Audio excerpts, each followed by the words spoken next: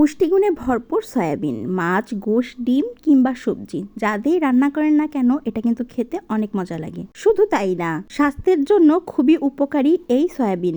যারা নিরামিষভোজী তাদের পছন্দের তালিকায় 1 নম্বরে রয়েছে কিন্তু এই সয়াবিন।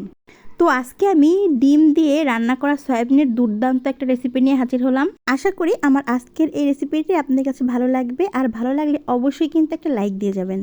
আর এই তো প্রথমে আমি সয়াবিন নিয়ে চলে আসলাম। সয়াবিনগুলো কিন্তু ঠিক এরকম হয় দেখতে। এগুলো বাজারে কিনতে পাওয়া যায়, যে কোনো দোকানে, মুদি দোকানে এগুলো কিন্তু কিনতে পাওয়া যায়। তো এগুলো নিয়ে আমি প্রথমে এগুলোকে ভাপে সিদ্ধ করে নেব। আর আজকে আমি ডিম দিয়ে সয়াবিন রান্না করছিলাম, তাই প্রথমে আমি এই যে আগে থেকেই ডিমগুলো সিদ্ধ হতে বসিয়ে দিয়েছি, আর ওই পানির ভেতরে আমি এখন সয়াবিনগুলো ঢেলে দিচ্ছি। ডিম কিন্তু সিদ্ধ হয়ে গেছে, আর গরম পানির ভিতর সয়াবিন দিয়ে চুলার আঁচটা বন্ধ করে এটিকে আমি ঢাকা দিয়ে রেখে দেবো 5 মিনিট। আপনারা চাইলে একবার ফুটিয়েও নিতে পারেন, কিন্তু আমার পানি অনেক গরম ছিল, এই জন্য আমি আর ফুটালাম না, এভাবেই ঢাকা দিয়ে রেখে দেবো। এ পর্যায়ে মশলা করে নিতে চলে আসলাম। নিয়েছি জিরা, ধনিয়া, শুকনা মরিচ, আদা, রসুন আর দারচিনি, এলাচ। এই অল্প পরিমাণে নিয়ে তারপর সবগুলো একসঙ্গে বেটে নিচ্ছি। মশলা বাটা হয়ে গেছে। এখানে আমি আরও ব্যবহার করব টমেটো, তাই কিছু টমেটো কুচি করে নিয়েছি আর পেঁয়াজ কুচি। এ পর্যায়ে সয়াবিনগুলোকে ঠান্ডা পানিতে কয়েকবার ধুয়ে নিয়েছি। এখন চিপড়ে এর থেকে পানি বের করে নিচ্ছি। আপনারা দেখে নিশ্চয়ই বুঝতে পারছেন, একটু চাপ দিলে কিন্তু এ থেকে সমস্ত পানি বেরিয়ে যাবে, আর পানি বেরিয়ে গেলে এগুলোকে আমি সাইডে রেখে দিচ্ছি। এই যে এবার চুলায় চলে আসলাম। কড়াইয়ে তেল গরম করে গরম তেলে এবার সয়াবিনগুলো দিয়ে খুব ভালোভাবে নেড়েচেড়ে এগুলোকে ভেজে নিতে হবে। সয়াবিন ভেজে নামিয়ে নিয়েছি, আর এ পর্যায়ে ওই কড়াইয়ে আরও কিছু পরিমাণ তেল দিয়ে তারপর ডিমগুলোকে ভেজে নেব। তো ডিম ভাজার ক্ষেত্রে আমি ডিম ভাজার সময় কিন্তু সামান্য হলুদ ব্যবহার করি, এতে করে ডিমগুলো দারুণ একটা কালার আসে। কিছুক্ষণ নেড়ে চেড়ে একটু ডিপ করে এগুলোকে ফ্রাই করে নিলাম। এগুলো হয়ে গেছে, এখন নামিয়ে নিচ্ছি।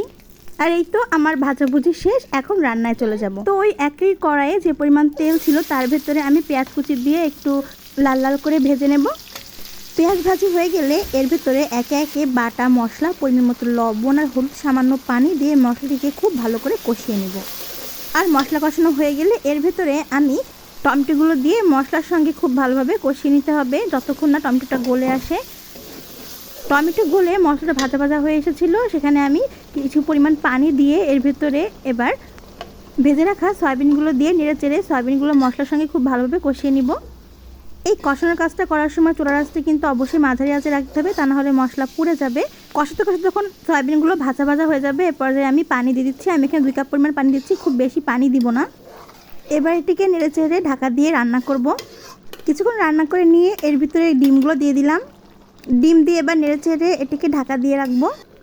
তো কিছুক্ষণ রান্না করে নেওয়ার পর ঝোল একেবারে শুকিয়ে এসেছে। এ পর্যায়ে আমি এর উপর থেকে ভাজা জিরা আর গরম মশলার গুঁড়া দিয়ে চুলার আঁচ বন্ধ করে দিলাম।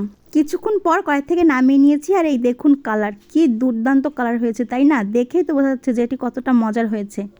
এভাবে সয়াবিন রান্না করলে কি আর বলবো, একেবারে মাংস ছেড়ে এটি দিয়ে ভাত খেয়ে নেবেন। আর দেখলেনই তো কতটা সহজভাবে আমি আমার আজকের এই সয়াবিনের রেসিপিটি তৈরি করলাম। আশা করি আপনাদের কাছে ভালো লেগেছে। কেমন লেগেছে তো অবশ্যই কিন্তু কমেন্টে জানাবেন। ধন্যবাদ।